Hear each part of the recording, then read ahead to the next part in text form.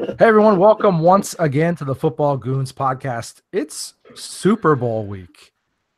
I can't even believe that I just said that sentence. It feels like literally the last time that I woke up, it was week one. But yes, it's already Super Bowl week. The time for talk is almost over because the big game is just a few days away. You've come to the right place, though, for a little bit of a breakdown on this game.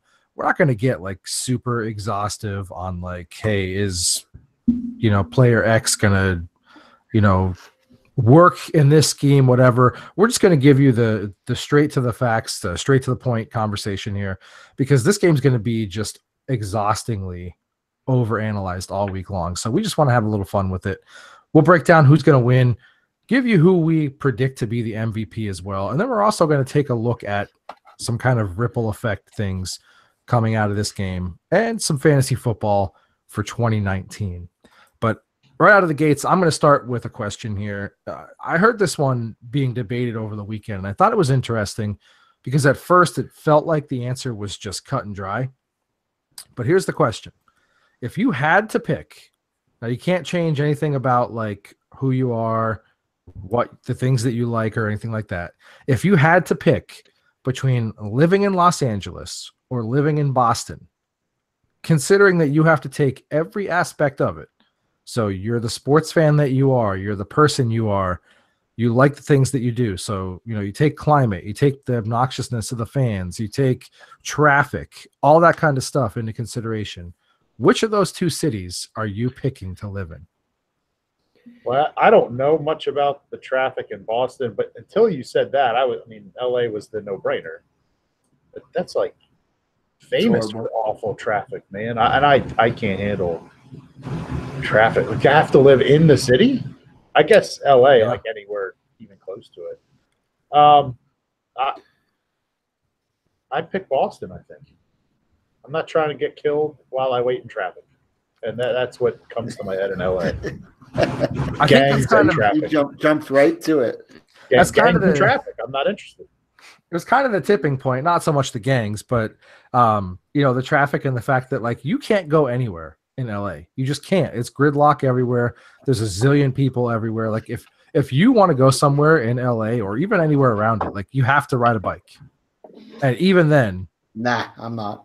You're probably going to die. So I want to take Boston. Like as much as I complain about the cold, the other 3 seasons there are fantastic. I was there for 2 different seasons.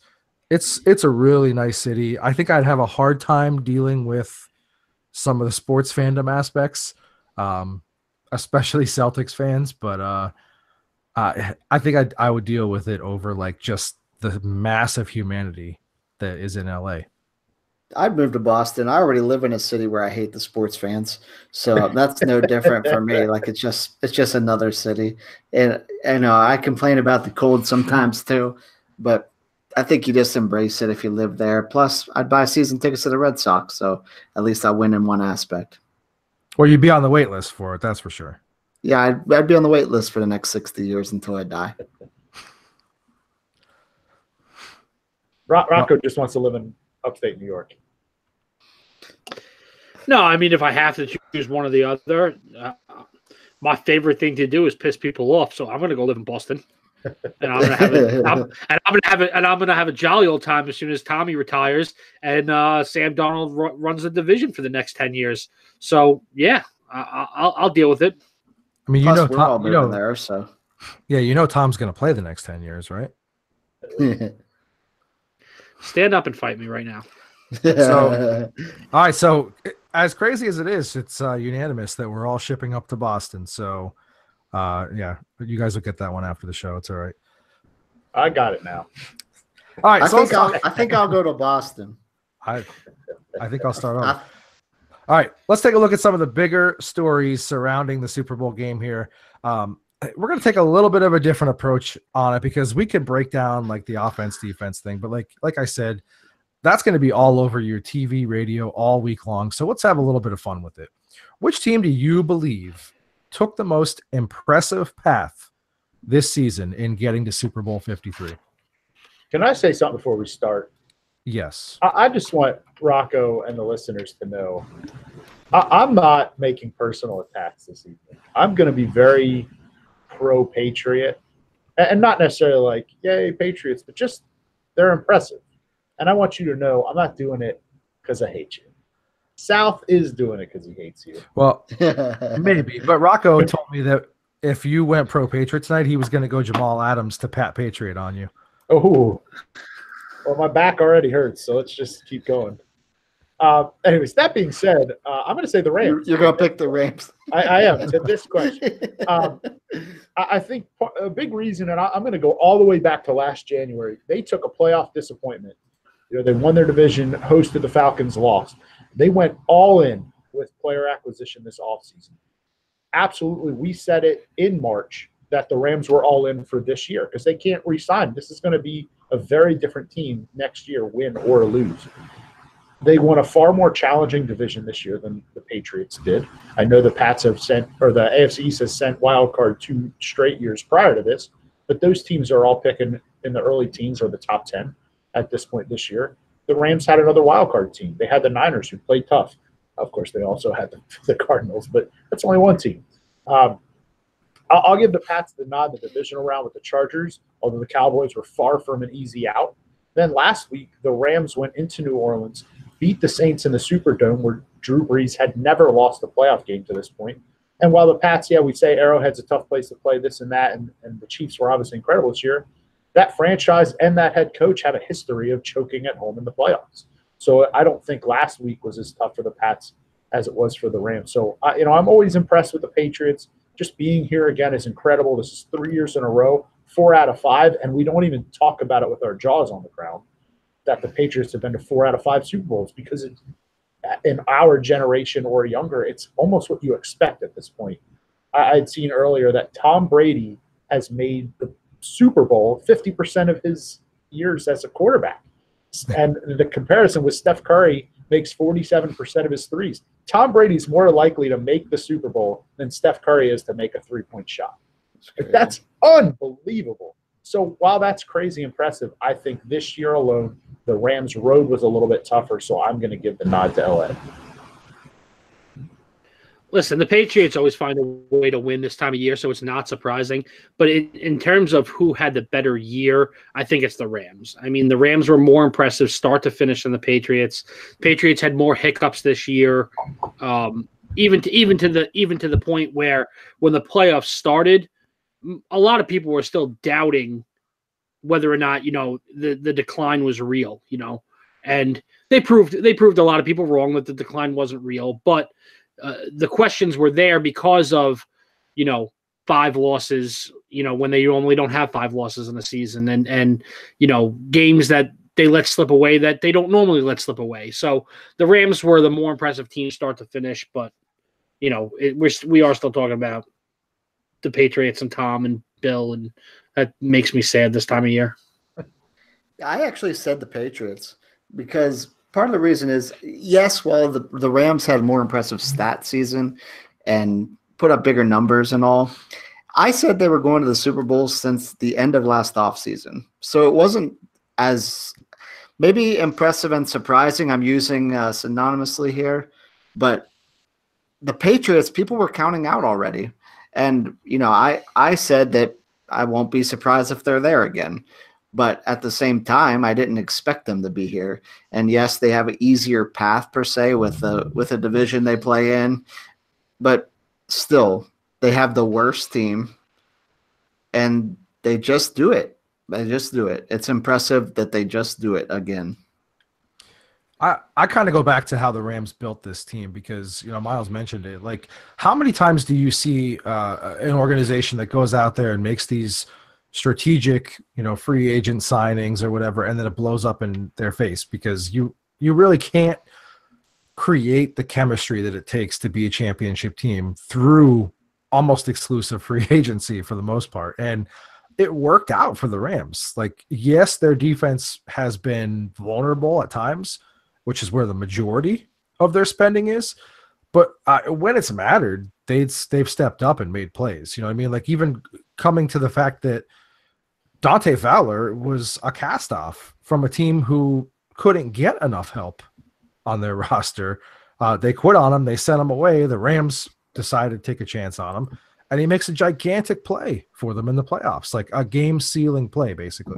So I just feel like because you so rarely see that, and then other than the fact that the Patriots, they had 2 impressive playoff wins, but going into the playoffs, I mean, we were all questioning whether or not like the Patriots had it in them, whether they could do it. You know, the Chargers were the most complete team in football, and then Kansas City is due, and you're not going to be able to score with them. And so it was impressive in the playoffs, but I think what the Rams did season long was more impressive to me. See, my problem with that, with what you and Miles said there, is if I compare it to baseball, you're saying basically they bought this championship and it worked out. Now, a lot of teams spend big and it doesn't work out. However, if you look at the Red Sox winning the World Series, or the Astros or the Royals winning the World Series, more so the Royals, you're not saying, well, the Red Sox, it's more impressive that it worked out, that they bought these pitchers, bought these hitters. The Patriots are doing it again with Tom Brady and Sony, who was supposed to be this great player, and he was when he played, but he still only started, like 8 games, 9 games, didn't play in every game, was injured a lot of the season. They did it again with a team that they shouldn't be doing it with. That is more impressive. Yeah, I won't dismiss what you're saying because there's definitely validity to it, but like the Rams still drafted Todd Gurley. They still drafted Jared Goff. Like they still drafted exactly. They have the better players, but that's why it's more impressive. Like with that theory, then because of the draft capital they've had, the Browns should be in this position already, or the Texans should. Well, you have to not suck too. Well, but that's part of being impressive is that they've now cultivated this and gotten these players that they have as a young nucleus, a young core, and then we're able to complement it with what they were able to add. I mean, it's a valid point that you have, but they still had to overcome the fact that we all laughed at them that they wanted to move up for Goff ahead of Wentz, and now it's worked out because they've paired him with the right person for him, and they put the right players around him in the draft, and then complemented it nicely with free agent additions. And the only other response I'll give, especially versus baseball, everybody in the NFL has the same opportunity to build a team, and that's the salary cap. In baseball, I know you weren't saying direct comparison, I suppose, and I guess I would just say it is more impressive to me in baseball to do it as a small market team versus the Pats could have paid their way if they wanted to, or a Team X could have paid their way. They just both built their teams differently with the same set of rules. So I chalk that up more to each team's individual opinions versus a more or less impressive way to do it. But you don't think that makes it more impressive still? Not necessarily. And here, it's the trump card. All the teams have to do it a different way than the Patriots did because none of them drafted the greatest football player we've ever watched. Right. But you know what I mean? So it's almost like a cheat code because he is one player, but he also makes literally everyone else on the offense better. No, I get that, but it's and the Rams don't have that guy. Yeah. Well, I can see what you're saying, and I don't disagree with it fundamentally. I guess that's kind of why I don't take that much into consideration because everybody has the opportunity to build their team a different way. I think impressive the Patriots don't have to. It's because of one of their 53 players. Man. I think it's impressive because this philosophy doesn't really work often. You don't see teams, go out and spend a bunch of money in free agency and have it pay off in year one of doing so. To get Cooks, to get Sue, to get Fowler, to get Marcus Peters, to get all these guys, to leave like all of them. Like it almost. I can't remember a time where it paid off this quickly for a franchise. I don't think it usually ever takes a year or two. Well, that's the point. Like we talk, they bought a championship. Well, they were a division winner and a playoff team last year, and they said, you know what, we don't like the feeling of losing and being ousted in the first round. What do we have to do to not do that? Then they went out and just big fat did it. Like that's impressive to me because lots of teams have tried this approach and it doesn't always work. And by doing so, they kind of put a target on their own back of other than the Patriots and the Eagles. Like the Rams were the team that was going to win the Super Bowl this year. They got everybody's best every week, and then they're still here. Last thing I'll say is I'm not begrudging them for buying a Super Bowl. Like, I don't care at all how you do it. Do it how you want to do it. It's just a bigger risk to me because it was so clear that it had to spend it all. Well, it had to be this year. You know what I mean? Like they all know. Everybody knew it. They were going all in this year, and it's impressive to me that, like Rock said, it worked. It never works, and a big fat worked for them. So good for them. All right, so specific to the game here, which player do you believe is the biggest X factor in this game? I personally think it's Rob Gronkowski. I mean, we all know what Tom Brady is. We all know what Goff is and Gurley are and the defense. Like, if Gronk plays like Gronk can play or Gronk played last week, then they're going to be very difficult to stop, and Tom's going to be able to have a field day. And that, I mean, that's just the way I feel. Like if Gronk gets involved in the blocking game and he goes another 7 for 79, he seems to get in the end zone in these Super Bowls. He just does. Like he to me is the X factor. If they get him going and he can fire on all cylinders, the rest of it is what it is. But they're a much different team when you have a healthy Rob Gronkowski playing at his best. Yeah, I really don't hate that. That's not what I had, but that's a good one because you just saw it happen last season. I mean, he was good last year, still maybe down to his standards, and then in the Super Bowl, 2 touchdowns in the second half, no touches in the first half, and they were getting beat up. And then they almost won the game because of him in the second half. So that's a good one. I actually went with a superstar as well, but on the other team, I went with Todd Gurley. You said you know what you have with Todd Gurley. You don't. What you do know is he's possibly the best football player on the field when the Rams have the ball. Their offense, Pat's defense, Todd Gurley's the best player, but no one really knows what's going on with him. Did he have the yips against the Saints?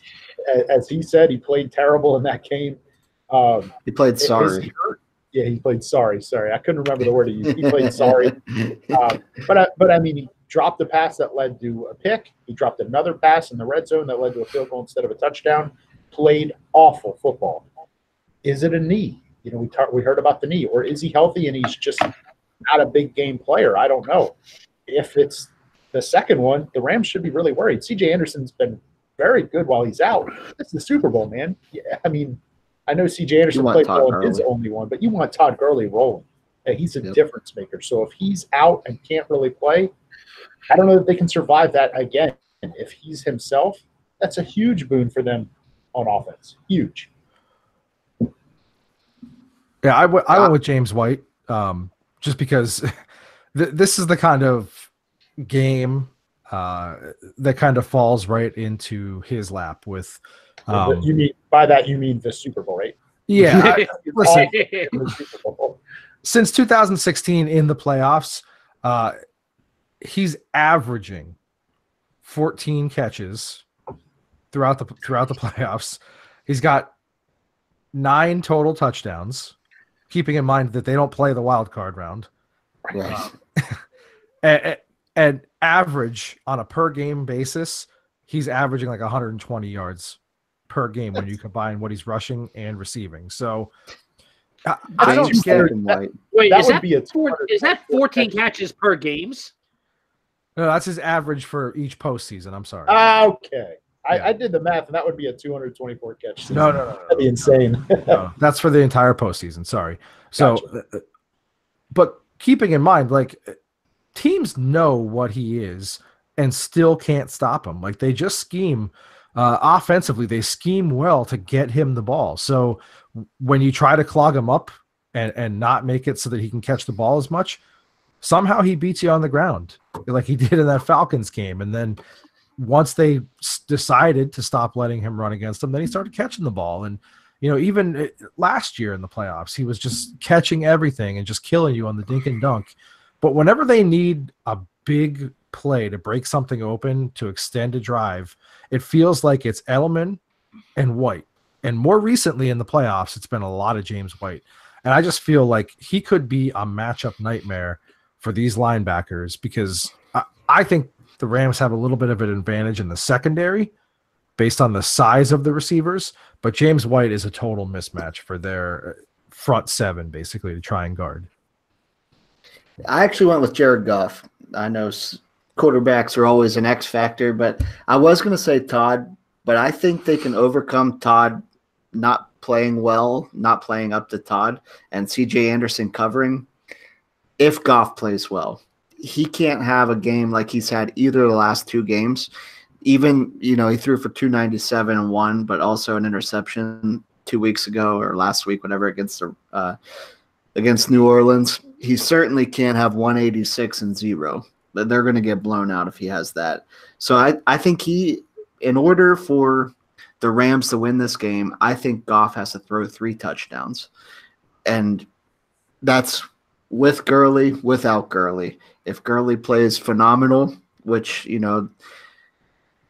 Patriots have been notable for taking away the best player. They've done really well at that. So I think even right now, knowing what Todd Gurley, how he played last week, they're game planning to shut down Todd Gurley. Now, if Todd Gurley plays to his max potential, you're not shutting down Todd Gurley. It doesn't matter what game plan you have. But I think they're scheming to shut down Todd Gurley. And if Goff can put up 3 touchdowns, they win. All right, so we kind of touched on this a little bit, but last year the Eagles seemed to be kind of trending up and like they'd be a dominant player in the NFC moving forward. The Rams kind of appear the same this season here. Which NFC teams do you see having the most success over the next 4 to 5 seasons? Because we see this now where, like, we looked at Atlanta and we thought they were up and coming, and then they got, back into the playoffs and kind of petered out. The Eagles didn't quite run it back like a lot of people thought, put a good fight into it. The Rams obviously are going to have some of their roster constraints with some of the deals that they made. So we're looking for the teams who are going to be the power players for the next 4 or 5 seasons. I think it's hard to pin down because I do think, we've touched on Pod a lot of times. The NFC is so deep, not necessarily with great teams, but it's hard to imagine that 10 of the teams can't win the conference. And it's kind of been the last 2 decades that it feels this way. But I am actually just going to hit you with these 2 teams. I think Rams, Eagles, I know there's going to be some roster turnover in LA. The Eagles made the Final Four in the NFC this year with half of their roster on IR and that's tough. But the major players for the Rams aren't going anywhere. Gurley's not going anywhere. Goff's not going anywhere. The 3 receivers are locked up. The line is still really good. Aaron Donald might be one of the best defensive linemen of all time. He's there. So a lot of these guys are going to be back, and Philly's going to get healthy. So I think the next few seasons, I think we're going to see multiple Eagles-Rams NFC Championship games. I actually said the same 2 teams. I said that these 2 teams, not that other teams don't, but they have the quarterbacks, and the quarterbacks are young, and that's important. Like, if you have the quarterback figured out already, and you don't have to worry about that, that makes up for a multitude of sins. And the Eagles even more so, because I think that Wentz is really special in his ability to do other things other than just stand in the pocket and pass, which is really what Goff is. Although we've seen him even in this postseason get out of the pocket, scramble to make a play here or there whenever he's had to. But having the quarterback is the most important thing, and these 2 teams have it, and they're young and they're ready to go now. So. Yeah, I think both those 2 teams, same reasons you guys said. I'll also add the Vikings. I'm still a believer in that team. Their defense wasn't quite as good this year as we expected them to be. I like them to bounce back, and I like the offense really to start hitting stride there. So call me a sucker, but I still believe in the Vikings as well. All right, sucker. I don't. That's fine. You said call me a sucker, so I just figured I would. But no, I can't fault you there. I guess my biggest thing with like the NFC North is you just never know. Honestly, you really don't. You don't. So I wanted to say the Bears, but you just never know. But don't say the Eagles then if you're going to say you never know. Yeah, I feel like on the condition that they have the quarterback now, I'm including them. I'm not quite as sold on Mitchell Trubisky. And we've seen how Kirk Cousins has played in big time games where he's kind of disappeared a little bit. The Packers, we've never seen the kind of like internal issues that we are seeing right now with the Packers. So I want to see how they bounce back from that. I expect that they will. But I think a team that we're kind of forgetting about that we were ready to write off this season is Seattle. They still have Russell Wilson. They've got a good core of younger players. They've improved their offensive line. They're now willing to run the ball and able to do it. And they're kind of on the upswing defensively again. I don't know how, but they've done it. I mean, they really ripped that thing apart, and everybody kind of thought, oh, this team's going to be bad. They're rebuilding.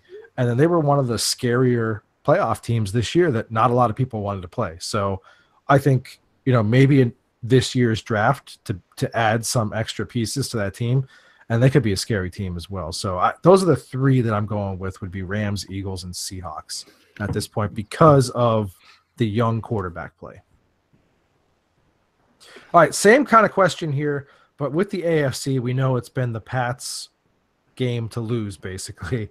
They're the king of the castle, so to speak. So which team or teams will benefit the most from them being seemingly near the end of their reign? And I say that like jokingly at this point because you never know. We say that every year. When the reign actually does come to an end, which God only knows when that's going to be for my sanity, I think the two teams that benefit the most are the Colts and the Chiefs. And I think it's for the exact same reasons that I picked the Rams and the Eagles. They have the quarterbacks. All four of these quarterbacks, I think, are very special. I think they are quote unquote elite. I think they're already there. Mahomes is the youngest of the group and just really first year starter, second year player, and he outshined everybody this year. So I think they have the most to benefit from Tom finally, fading into the sunset, whenever that might actually be. It might not be 4 or 5 years from now, so we might have to readdress this question. But yeah, I mean, the obvious answer is obviously the Jets, Dolphins, and Bills because a chance to win a division. Hey, but I kind of I went the same way as you, Rock, but I took different teams. Well, at least one different team. I think this is going to be, and this is going to sound stupid to anyone who has any historical knowledge of the NFL. I think we're headed towards the same way I think we're going Eagles, Rams in the NFC for quite a long time. I'm a sucker for Baker Mayfield and Deshaun Watson. I think we're headed towards Browns, Texans, AFC dominance over the next several years, decade plus. These two guys are electric. They're surrounded by young weapons. They both still have some really solid draft ammo coming up here if they do the right thing. They're young.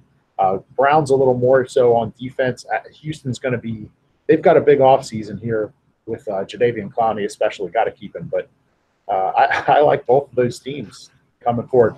I just don't believe – until they prove me wrong, I don't believe the Chiefs in the playoffs. I just don't. How many years have they been a dominant regular season team and they just can't get over the hump? Yeah, it feels a little different now with them because Mahomes did play real well. You know what I mean? Like the stats didn't jump off the page, but like when he needed to go blow for blow with Tom Brady, essentially Dee Ford being offsides was, the nail in the coffin for them. So it wasn't necessarily that it was on him. So that's why I have to say the Chiefs. I do because they've got the quarterback. I still have to say the Colts because you still have Andrew Luck. I love what they have coaching wise. I think that, another piece here and there for them, maybe a premier edge rusher, that would just put them over the top for me. And then I'm going to say wherever Nick Foles goes because Hall of Foles. So. And I really consider the Colts too because in addition to a nice season they just had, they have 3 picks in the top 60 here this year thanks to the Jets' second rounder. So. Right. They can really, million. Yeah, well, I'm not chalking that up to anything. They had that money last year and didn't spend it, so we'll see what happens. I thought they could literally buy a Super Bowl.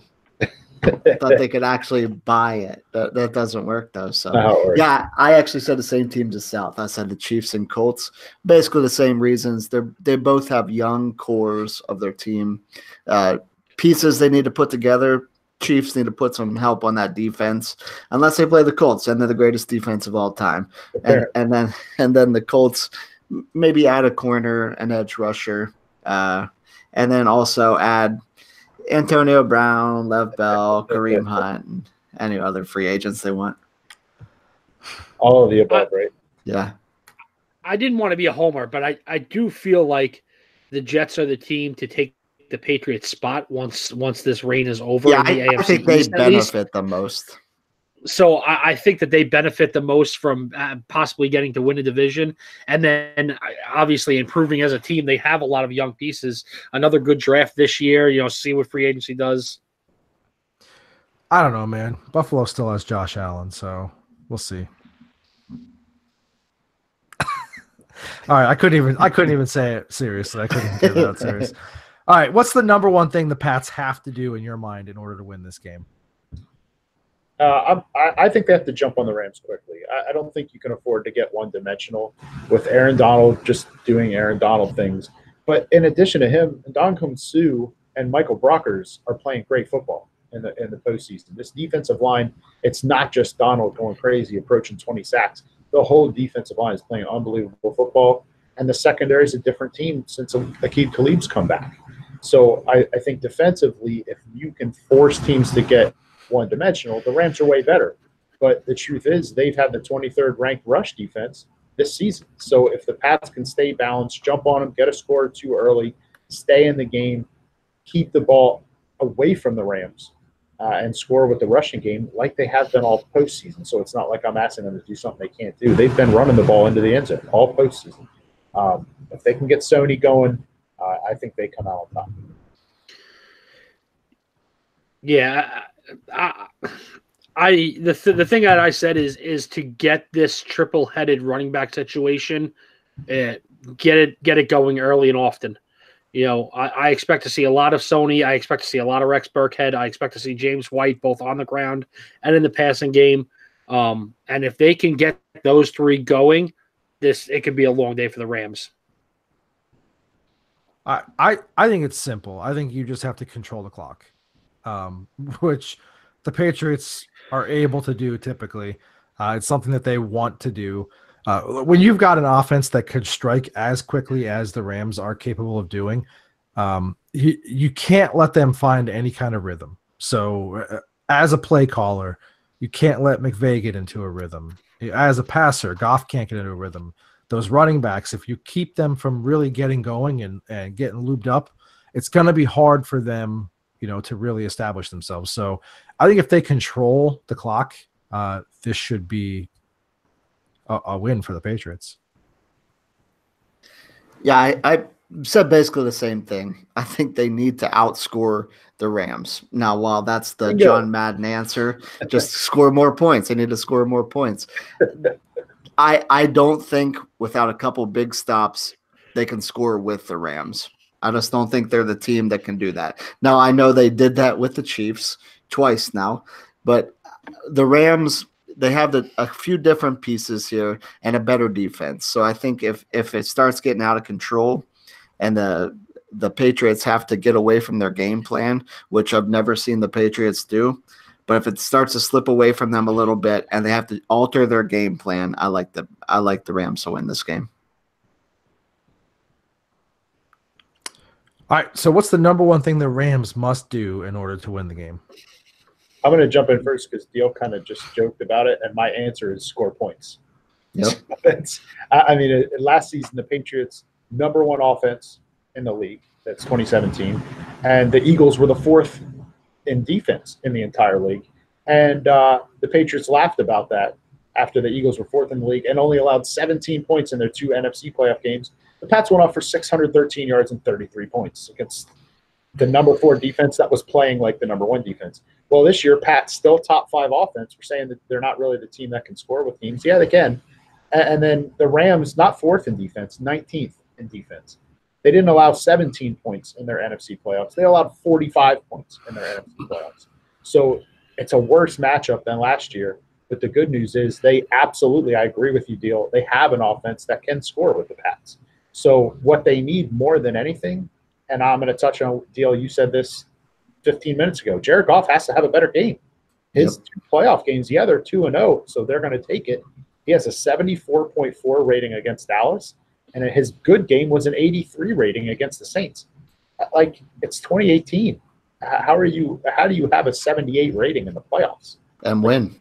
Yeah, and you're winning. So I don't think Tom's going to let you get away with those numbers against him. No. They have to score. They have to be the Rams offense that we stereotypically have thought about the last 2 years. I'm a traditionalist, and I've said all along, and more often than not, this is the way to beat Tom Brady, especially in the playoffs. You got to get pressure up the middle and on the outside, up the middle and on the outsides. Get someone in his face. If Aaron Donald and Sue can be in his face and pressure him, then it gives the Rams a chance to win this game. Like, and I'm not saying that they don't have a chance otherwise. The good news is you heard the names you just said, right? Yeah, exactly. We're not asking like for a miracle. No. I mean, realistically, when it came down to it, and you know, I know it was a 41-33 game, and it was, you know, 1,000 yards of offense. I get it, but like, the reason they won the game is because the Eagles stepped up and got the pressure when they needed to get the pressure, and got the stop when they needed to get the stop. You know, without that, without that forced fumble by Brandon Graham last year, that's probably a different Super Bowl outcome, because they had the momentum in the second half, and I'm glad that it happened the way it did. But it's a fact of reality. If they can get pressure on Brady, that's how you beat him. That's how the Giants beat him. That's how the Giants beat them again. That's how the Falcons jumped out to a lead. Let's not forget that they got pressure in his face. He threw a pick. It was all going. And if they don't take their foot off the gas, that's a different Super Bowl. So there is a blueprint to stopping Tom Brady, and it's pretty crystal clear. And yet the Patriots are the best at not letting other teams do that. So if they can get that going, that's the key, I think. For me, the Rams have to be able to run the football. It's as simple as that to me. Combination of the fact that it keeps Tom off the field a little bit longer. It hits the Patriots defense in the spot that Belichick kind of guards against the most. In their 5 losses this season, 4 different teams ran for 150 plus as a team against the Patriots. So there's a fairly obvious blueprint out there. That includes the juggernaut Detroit Lions and a 189-yard rushing performance from the Miami Dolphins.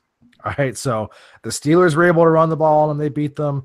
The Jags were able to run the ball on them. They beat them. The last 2 games, the Chargers have run for 19 yards, and the Chiefs ran for 41. It's not exactly the blueprint to beat them. You've got to be able to run the ball. Yeah, I had already said earlier that I don't think they win without Jared Goff throwing 3 touchdowns. But also, they need to manage what the Patriots do. They need to try to get a stop or 2. And the way they do that, just what Rocco said, pressure up the middle, rattle Brady a little bit. Maybe not the most easily rattleable guy in the world, but get on his face, keep hitting him. And they have one of the best players to do that, Aaron Donald, and then they also have a guy that's just going to drive him crazy in Sue. All right, let's take a second here and talk about our friends at Gorb. That's GHORBH. You've probably seen the hashtag Gorb, hashtag GHORBH on social media. I know I see it all the time. I see people wearing the gear, spreading the message that in life, you've got 2 choices. You can either get hungry or you can be hungry. And what better time than Super Bowl week to talk about getting hungry?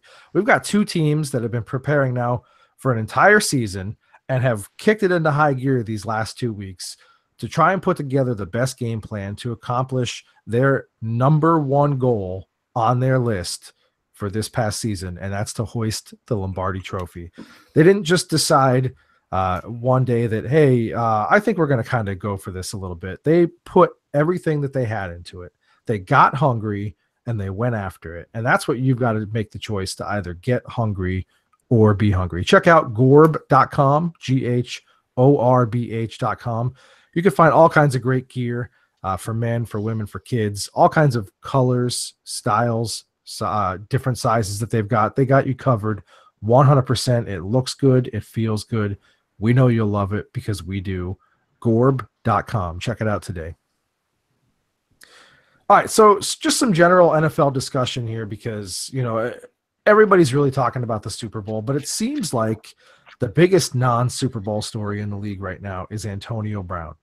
Do you believe that he can return to the Steelers at this point, or does he need and the organization need a fresh start? Yeah, I think both. It's best for both to just part ways at this point. I mean, he's obviously a stud. He's an incredible receiver, but he seems to have a major ego issue with the emergence of Juju Smith-Schuster.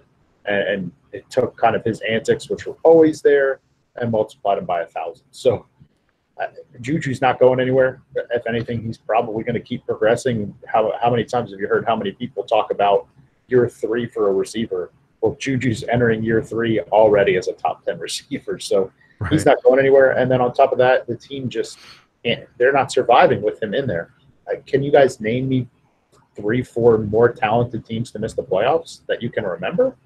I mean, the guy, I'm not going to say he's a cancer like the way T.O. ruined everything on every team he was on, but he's kind of ruining their locker room now. And I ultimately blame Mike Tomlin for it, but AB is currently the head of it. So I just kind of think it's best for both sides to part. I know we see him mentioned a lot in San Francisco, but I'm going to throw a new one out there. I'd like to see him in Carolina. I think that offense would be unstoppable if Cam's shoulder gets fixed. But he can't play with Cam, man. they would, dude. The penalties purely for celebrating would be. But just DJ Moore, Curtis Samuel, fun players, gadgety players. Awesome running game, obviously, with Christian McCaffrey. Greg Olson's coming back. You got Cam Newton running the ball. And, here's a top 5 receiver in the NFL. That offense would be a blast. The two options for that is they're either going to get 1,000 penalties for over-celebration, or the 6 games they lose, they're going to get 1,000 penalties. They're going to have to create a penalty for players on the same team fighting each other. Like the quarterback and the receiver got in a fist fight again. Imagine I'm here for it, dude. I'm here for it. Yep. Imagine the joint like Dan and Oinko's Pepsi commercials that they would do together. I agree that they've got to move on at this point. Really, everything that you've done as an organization with the Steelers is build based on the fact that we don't allow the players to dictate to us how we're going to run the show here. They kind of flexed a little bit on that when they were willing to pay them. But I think that they also saw that really that was going to become more of a league trend than anything else. So they didn't flex at all on Lev Bell. They weren't any worse for the wear production-wise for it. So you have to believe that the player you have coming up behind him and what you're going to be able to do draft-wise is going to put you in a position to keep being successful. And really, that's still Ben's team. Until he's not there anymore, that's Ben's team. The biggest rift seems to be with Ben. I think it's over. He's got to move on. I also have a little bit more interesting landing spot for him. I think Cleveland.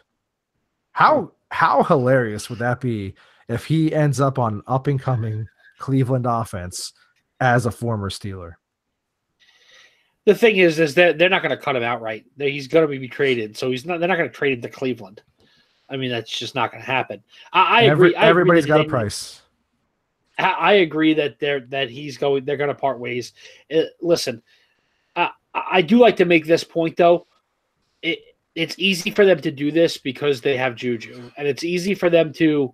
And I'm not saying that even Connor is as good as Bell, but it's easy to not pay Bell and do this because you have Connor behind. And I think they knew what they had. I think they knew what they had in Connor. I'm not saying that it's as good as Le'Veon Bell, but let me say this: if you don't have Connor and you don't have Juju, you deal with AB and Lev Bell's attitude because you need them. It makes it. I think it makes it easier to deal with people's attitudes when you need them and you're winning.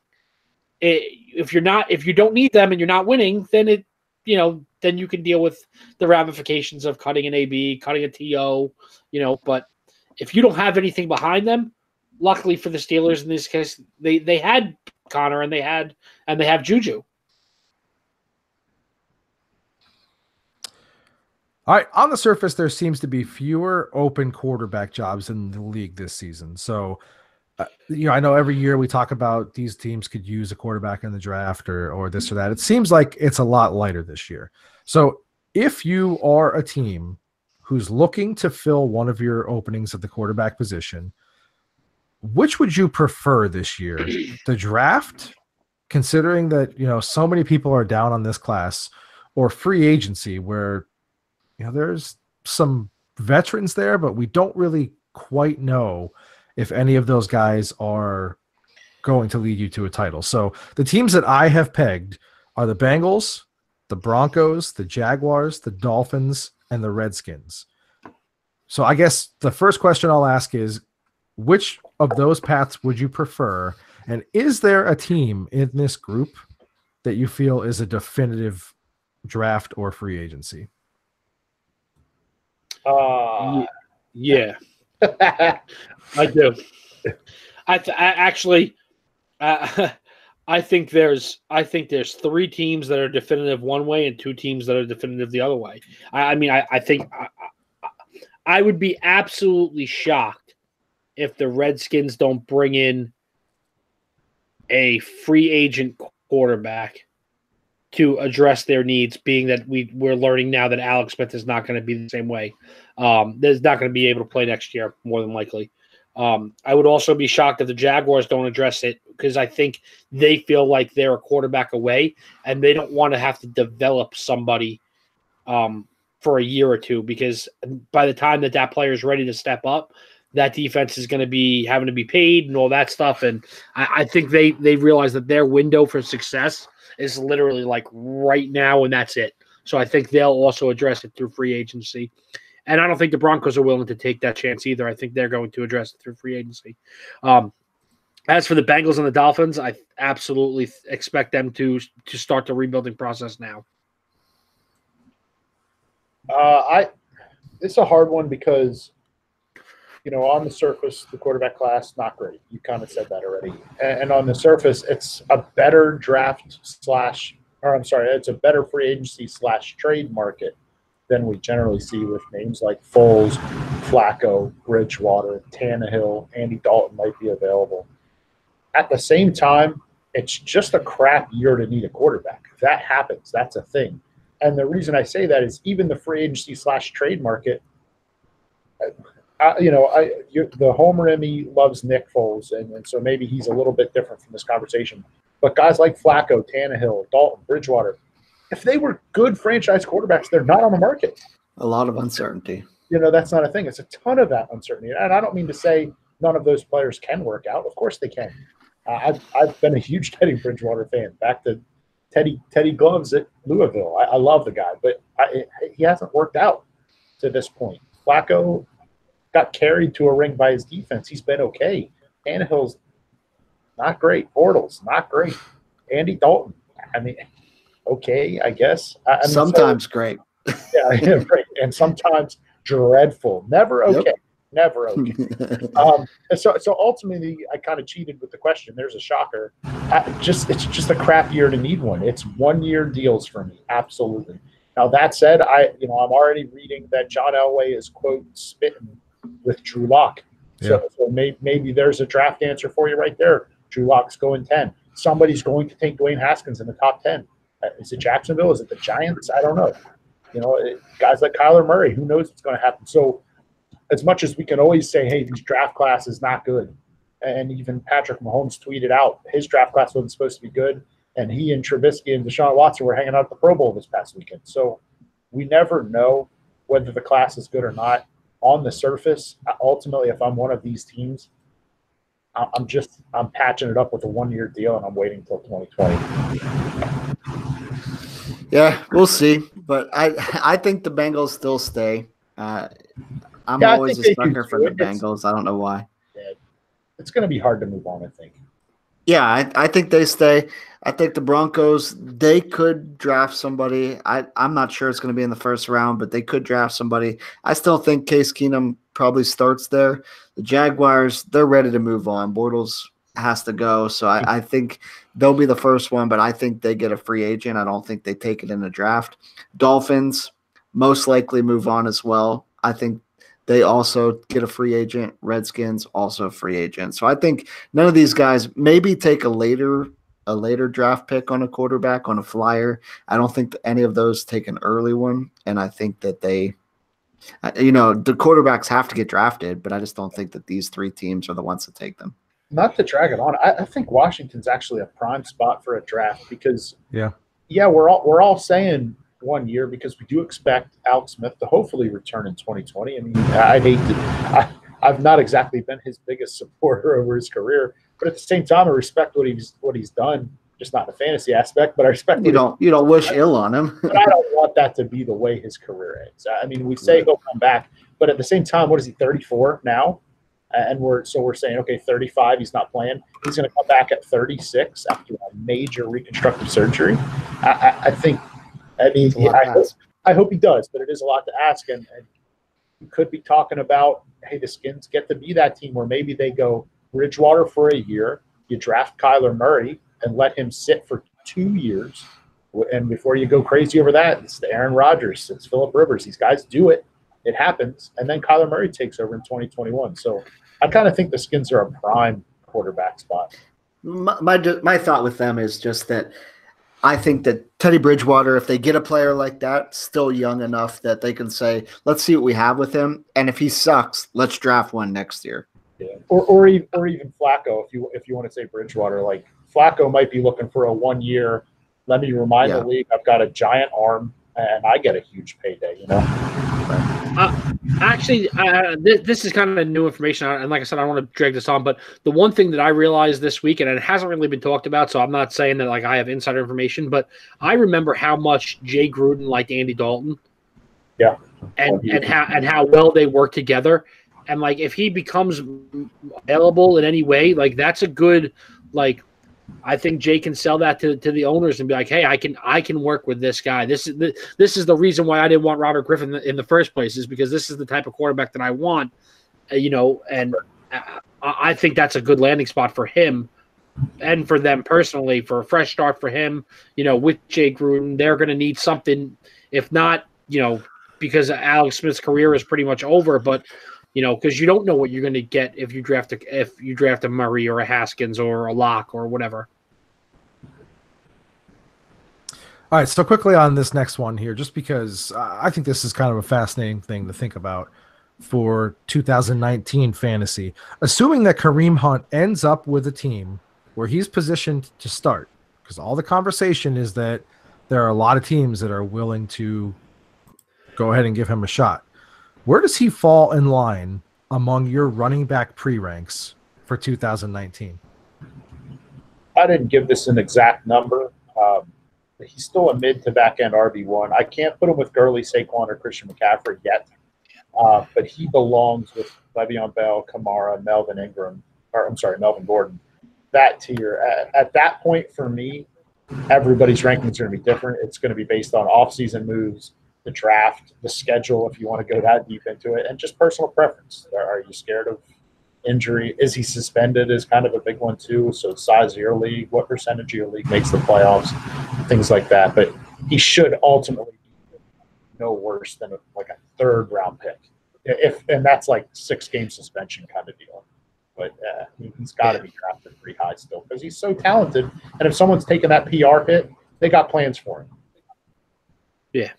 I said that, if somebody signs him and he's going to be a part of that offense, we're going to know by that point what the penalty is. You know what I mean? Like nobody's going to sign him without knowing that information. I think. So at that point, I think if he signs, you're looking at no worse than like RB12 overall, which would make him a second to third round pick. Yeah, I said RB8 to 12, same as you guys. There are still the guys that I'm going to list ahead of him, but if he has no suspension next year, I'll probably have him around 6. 5 or 6, yeah. Yeah, I mean, the understanding that I have of it is that he's basically paying off his suspension now by disappearing. So obviously that could change, whatever. Right. If there's no further, suspension on him, I actually sat down today. I think he's number 7. I mean, I know that's like real specific, but we know what he can produce for a team. So say he goes to a team like Chicago with the offensive creativity that they have. Are we going to be surprised at all if he's a top 5 back next year? Not at all. I mean, it like you said, Miles, if he's going somewhere, it's because they're willing to take that hit because they have specific intentional plans for him. So I think with that in mind, he's like number 7 at this point for me. All right, this is a fun question here, and I know that we're kind of running short on time, but I don't want to skip this one. Before the NFL draft hype gets out of control, because the combine will be coming up before you know it, give me a player that when you're looking at it right now, you believe is going to be a major contributor for 2019 fantasy. Dude, it is a fun question, but it's so hard without knowing where they go. Yeah. But and obviously in somewhat limited draft prep, I know like DK Metcalf's a complete difference maker, but I need to see where his neck checks out, things like that. But somebody's going to take him to possibly be their top receiver. But give me all the David Montgomery, man. That guy's going to destroy the league. I cannot get enough of watching that guy play.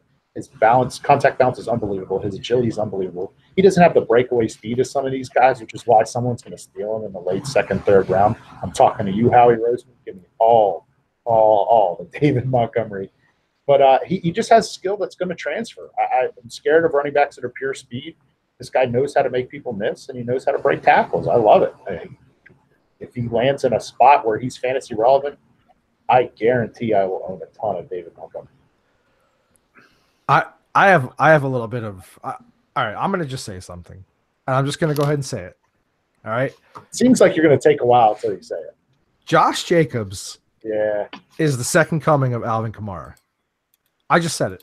But he runs so much harder than Alvin Kamara. Yes, he runs harder. So much angrier than Alvin Kamara. But as far as what he's going to bring you in a passing attack, how he runs the ball, what he could do versatility-wise, I mean, this guy is a nightmare to try and guard. He's only a junior. He did declare he's coming out. He was kind of in, Alabama's typical, like, we kind of have a star running back, but we don't, and we just use them at will kind of approach. Well, because they have 4 of them. Yeah. He's playing with Damian Harris. He's playing with Najee Harris. Like, they don't have to feature. He's basically like when you buy snow tires and then you don't get a lot of snow, like there's a lot of tread on the tires, basically. So that was the weirdest analogy. That was weird. Yeah. You could have just said there's a lot of tread on the tires. There's a lot of tread on the tires still. All right. He's going to be a special player, and I'm calling it now. I think after his combine performance, he's going to be like a top 15 pick. So not a lot of teams are going to get a chance, but he's going to light it up. I'm expecting him to have, depending on the team that he goes to, obviously, a Saquon-like rookie season.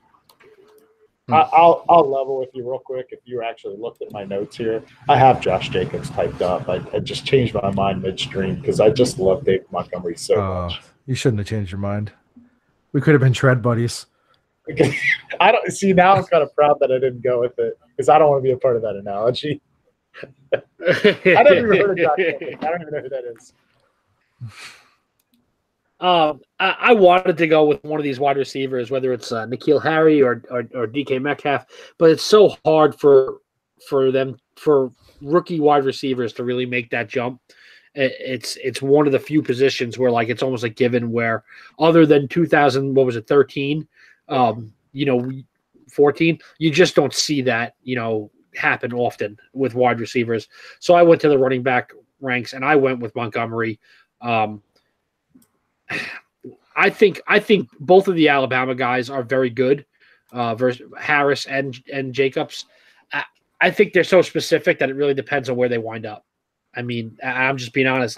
I think that he can be Jacobs can be Kamara-like, but if you go to an offense that doesn't need to use him that way, he's a waste then. why draft him in the first round if you're not going to use him that way? He's going to be. I don't think any of these guys are going first round. When it's all said and done. I'm taking that bet right now. Yeah, me too. Josh Jacobs is long gone. It's early. Double or nothing. It's early. It's early. Josh Jacobs, as of right now. Josh Jacobs is not as of right now wondering where he's going. He's traveling to his new city. Yep. On Friday. That's a lock. That's a stone cold mortal lock. Okay. I'm glad we took that bet. Yeah, me too. I didn't take any bet. You still owe me an in Lake. I said that I am not going to draft a rookie in the early rounds, so I don't care. Don't care. I don't care. Take you can have all of them. You can have every one of them. I won't be taking one. All right, listen, it's time for the game picks. Who wins Super Bowl 53? Give me just a general idea, like a 30-second or less, how it kind of plays out. But don't spoil your MVP pick. I think of the two plans I laid out earlier when you asked, what's the key for each team to win. I just think the Pats' recipe for success is easier to get to, and given how the teams have played, it's more likely. What I've heard out of the New England locker room, I like this too. Players like Patrick Chung are tired of hearing that the Pats only ever win because of Brady and scheme, and they've got a lot of really great players in that locker room. I think it's challenging as an Eagles fan to hear that out of Patrick Chung's mouth. But I do like that somehow they still feel disrespected. And whether we can all laugh about Tom Brady saying everybody thinks we suck. I don't care if it's manufactured or it's genuine. That's all a locker room means, something to rally around. And they have it. So I think somehow, despite all the rings already on their fingers, they're crazy motivated. Motivated Tom Brady's really tough to stop unless you're a special team. And I don't see this Rams team as special. Give me New England 31-20. Yeah, I said earlier on after they beat the Chargers that I wasn't betting against the Patriots because it's just not smart. They do it every year, and we just keep, we keep wondering how they get here, and yet somehow they get here. It is scheme. We say it all the time. I'm not bashing the players. They drafted and signed the right players to play football the way they want to play football in New England, and it works. And no, they're not the most talented players. I think we used to say this all the time. They're not the best, most talented team. They are the best team, because they have a bunch of guys that know their roles and do their jobs and shut their mouths and win championships. So with that being said, I expect them to execute their game plan the way they always do. I do expect them to jump out to a big lead, and then I expect them to coast after that. And just keep them at arm's length. So I'm going to take the Patriots. I'm actually going to go a little bit closer because I think the Rams have the ability to tighten up. I'm going to go 31-28. I went Rams. I've been picking the Rams since the offseason. I'm sticking with the Rams, winning the Super Bowl. I think it's a lot to do with their offense, just scoring enough points. I put them by 3, 34-31. I went with the Patriots here. I just feel like when it comes down to it, they're more likely to execute. I feel like the Rams have been sloppy at times, even in a win against Dallas, even in a win against the Saints. It did take some resiliency to come back in the Dome against the Saints after going down like that.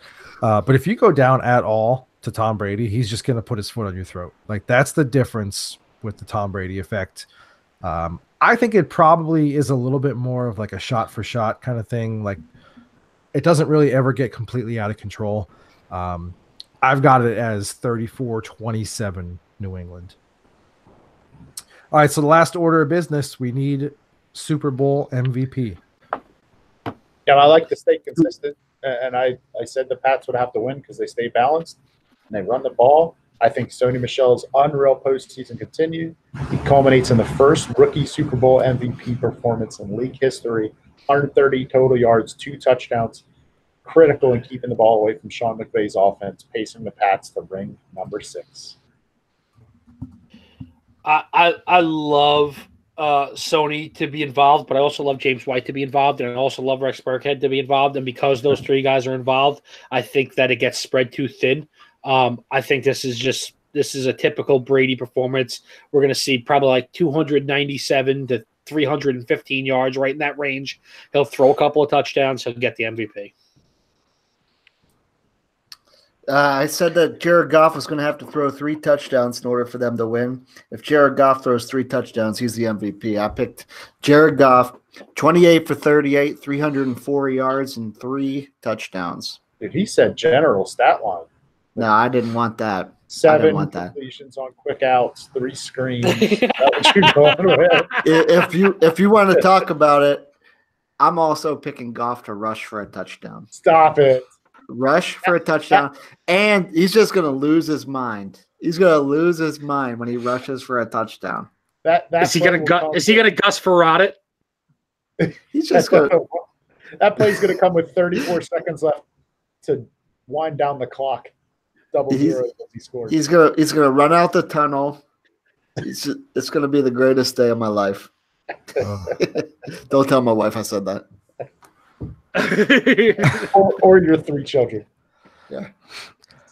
Look, it feels like chalk, but this is a Tom Brady MVP award here. As Tom Brady goes, so the Patriots offense goes. Even the running game, when it's the most effective this year, it's been finishing drives after Tom has moved the ball down the field. I don't know that you're going to have the same success that you had against the Chargers and the Chiefs when you get goal to go and you run those plays, basically between the tackles. The Rams front is going to be the toughest one that they've faced to this point. They were susceptible at times. They tightened things up. I think they're going to have to pass to score. So I think it's Tom Brady all the way. That would be 5. That'd be insane. Sounds terrible. Is that why you wore that jersey, Rock? Because it would be 5? I mean, he would have. I wore it because this is who I'm hoping. I wore it in solidarity with the fact that I am a Rams fan this week. All right. Well, listen, that's it for this week's edition of the show. Be sure to keep up with us, facebook.com/footballgoons, @footballgoons on the Twitter machine, and our YouTube channel right here. You could subscribe and comment. Hey, enjoy the Super Bowl. Enjoy the food, and hopefully enjoy the commercials as well. We'll catch you next time.